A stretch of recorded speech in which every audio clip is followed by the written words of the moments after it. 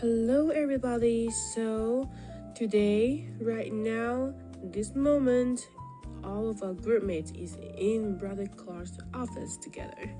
So what are we talking about today? We are discussing about the artwork of Carnival of Harlequin by Joan Miró in 1924 to 1925. So imagine a room so full of life that the music notes, insects, animals, and even the furniture is dancing. This is not a normal party, it is a carnival happening inside the mind of the artist. Joan Miró Carnival of Harlequin is not just a painting, it is a hallucination captured on canvas, a complex world where joy, sadness, music, and magic all collide in one chaotic celebration. So, can Logan tell us more about the formal and stylistic thing happening in this piece? Yeah, so this is a fairly crowded piece featuring a lot of elements. There's a lot of shapes and forms, some of which are two-dimensional, others are three-dimensional. You can kind of tell that we're in a room of some sorts with a lot of subjects within this building. Joan Miró really focused on kind of grounding reality with his dream mindset and surrealism. And he depicted a lot of real objects as well as imaginative objects. There's a fairly muted color palette, focusing mostly on primary colors, but the main element of this piece is the variety of shapes and the abundance throughout the scene. We'll now move on to talk about more of the iconography of some of these elements. So speaking of the shapes, there are many figures in this piece, like the fish, insect-like beings, and hybrid animals are all dreamlike symbols. Many of these figures were created due to Miró's intense hunger and caused him to hallucinate absurd shapes and beings.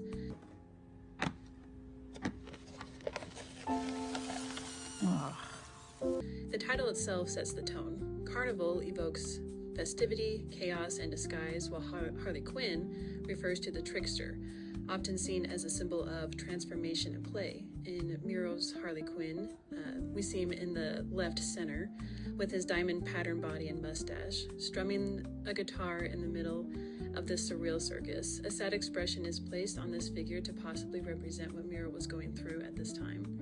The ladder also appears near the left of the composition. In surrealist art, ladders are often to represent escape or the passage between realms. It symbolizes Miró's desire to climb out of the confusion of modern life or out of his psychological turmoil. But why don't we talk about the psychoanalytic lens of this piece? So for Carnival of Harlequins focuses on the subconscious and repressed desires.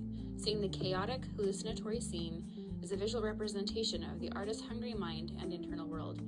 Miró's statement about painting through a trance caused by hunger is key, suggesting the painting bypasses conscious thought to express raw, subconscious imagery like musical instruments, strange creatures, and distorted bodies. Very true. Those are good insights into Joan Miró's psyche. It helps the viewer understand how Miró came up with such organic forms, and one feels sorry for him knowing that they came from starved hallucinations. It makes one wonder who he was and what his circumstances were. Miró actually gives us little clues into his history and what he was doing at the time. If you look closely, you can see a tiny black triangle in the window, representing the Eiffel Tower. This piece was part of Miró's first solo show in Paris during 1925. He was also a Spaniard, and some find a reference to the Catholic faith. It is a celebration called Mardi Gras, which precedes fasting during the Lent season. It is, and within this work, one can see both the mournful of a fasting and the celebration. It reminds the viewer that they can find reasons to celebrate and remember God even in difficult times.